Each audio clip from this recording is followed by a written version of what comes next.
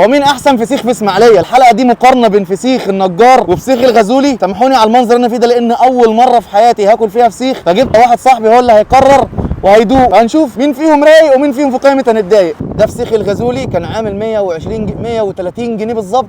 لا يا لهوي على الريحه، الله يعينك. ده كان فسيخ النجار، السمكه دي كانت عامله 160 جنيه. الميزه هنا ان هو راح جاي مقطعها على طول. هنا انا واخد البرطمان جاهز. يعينك انا عارفك بس. لا مش قادر اكمل. ربنا معاك يا عبود.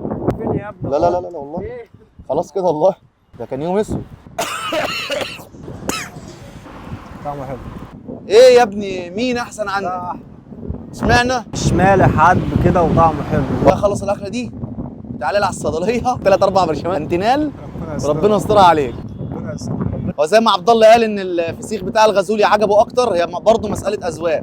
ان الفسيخ النجار كان حادق شويه وفسيخ الغزولي كان اعدب شويه. ما تنسوش بقى تصلوا على النبي. كل سنه وانتم طيبين، شم النسيم قرب. استنوني بقى في حلقات جديده. سلام.